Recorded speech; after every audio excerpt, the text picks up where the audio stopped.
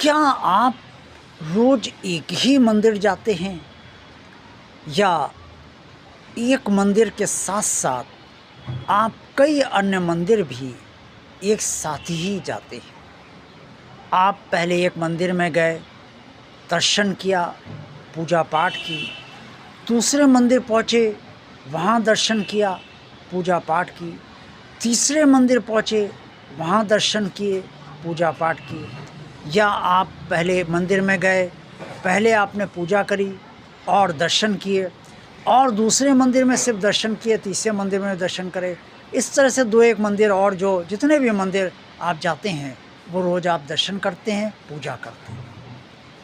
आपको नहीं मालूम कि आप ये जो कर रहे हैं इसके क्या फल होते हैं। क्या आपको इसके अच्छे फल मिलते हैं या फल अच्छे नहीं मिलते हैं? आपकी मनौतियाँ पूर्ण होती हैं या नहीं पूर्ण होती हैं? अगर आप प्रार्थना एक मंदिर में कर चुके हो और अनेक मंदिरों में वही प्रार्थना करते हो, या एक मंदिर में करी, दूसरे मंदिर में करी, यानी कि अलग अलग प्रार्थना अलग अलग मंदिर में करते हो, तो इसका क्या परिणाम होता है? ये सब आज के वीडियो में आपको जानने का सुअवसर मिलेगा। जय भगवान श्री कृष्ण जी।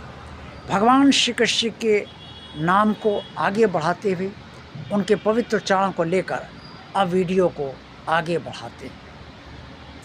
होता क्या है, जब आप पहले मंदिर जाते हो तो जितनी आस्था, श्रद्धा, विश्वास और समर्पण आपका भगवान के प्रति होता है वो सब का सब वहीं पर लगभग संपन्न हो चुका होता है, और आप जो भी पूजा पाठ वहाँ पर करते हो वो भी पूरी आस्था, श्रद्धा, विश्वास, समर्पण से आप कर लेते हो। लेकिन उसके बाद आपको संतुष्ट नहीं होती, आप दूसरे मंदिर जाते हो, वहाँ भी पूजा पाठ कर लेते हो, और इसी तरीके से अन्य मंदिरों में भी ये काम आप कर लेते हो। जो प्रार्थना पहले मंदिर में करते हो सर्वप्रथम, वही अगर दूसरे मंदिर में कर रहे हो, तीसरे मंदिर में कर रहे हो, या जो प्रार्थना आपने पहले मंदिर में की है दूसरे मंदिर में अलग की, तीसरे मंदिर में अलग करी, तो इन सब का परिणाम क्या होता है ये आपको भली भांति जानना और समझना चाहिए। दरअसल होता ये है कि आपको एक मंदिर में भगवान की संपूर्ण अनुभूति नहीं हो पाती, आप संतुष्ट नहीं होते, इसीलिए आप कई मंदिरों में जाते हैं। कुछ लोग हनुमान जी के कई मंदिर जाते हैं। अरे भाई, हनुमान जी तो एक मंदिर में भी वही हैं, दूसरे मंदिर में भी वही हैं, तीसरे मंदिर में भी वही हैं। ये अलग है कि उन्हें अलग अलग नामों से अक्सर जाना जाता है और अलग अलग जो उनकी बातें कही जाती हैं, यहाँ पर ये मिलता है, इस मंदिर वो मिलता है, इस वजह से अलग अलग स्थित हो जाते हैं। लेकिन हनुमान जी तो वही हैं। आप पहले मंदिर में पूजा जहाँ भी जाते हो सर्वप्रथम, वहाँ अगर ठीक ठाक ढंग से आप पूजा कर लेते हो, पूरी आस्था, श्रद्धा, विश्वास, समर्पण से पूजा कर लेते हो, तो आपकी बात हनुमान जी तक पहुँची गई। अब जितने भी मंदिर आप जाओगे वहाँ भी वही बात कहोगे। तो एक ही प्रार्थना सब जगह, ये मंदिर में वही प्रार्थना नहीं करनी चाहिए, उसके परिणाम पलट जाते हैं।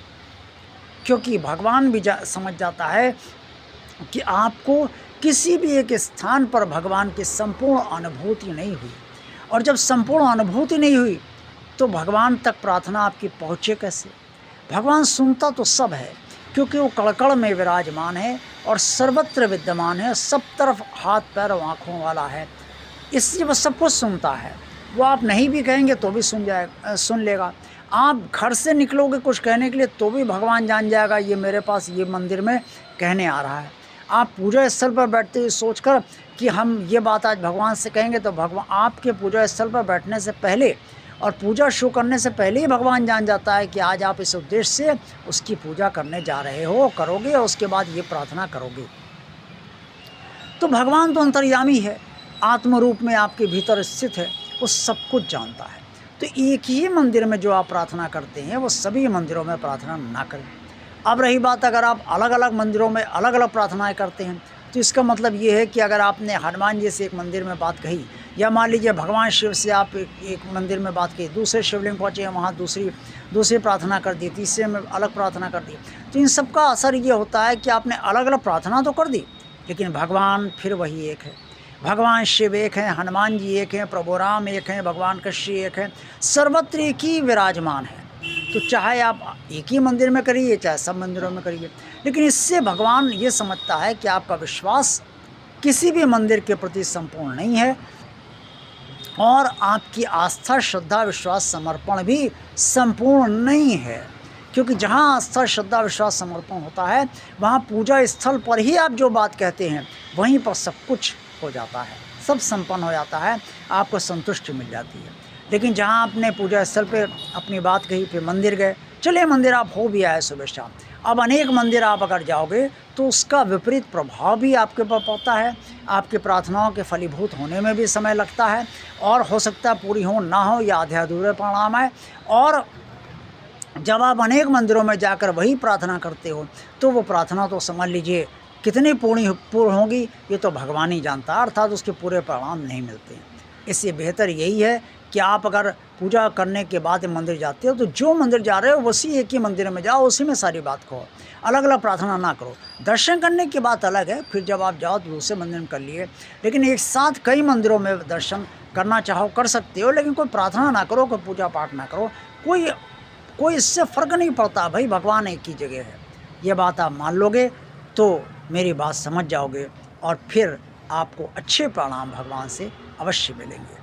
इससे जहाँ भी पूजा करो, चाहे घर में चाहे बाहर, संपूर्ण आस्था, श्रद्धा, विश्वास, समर्पण के भाव के साथ करो और ये मानते हुए करो कि भगवान सर्वत्र विराजमान है और संपूर्ण रूप में विराजमान है। मेरा ख्याल है कि आप मेरी बात समझ गए होंगे और ऐसा कोई कारण नहीं करेंगे जिससे आपकी मनौतियों को पूर्ण होने में समय लगे और आपकी इच्छाओं को पूर्ण होने में विलम्ब हो।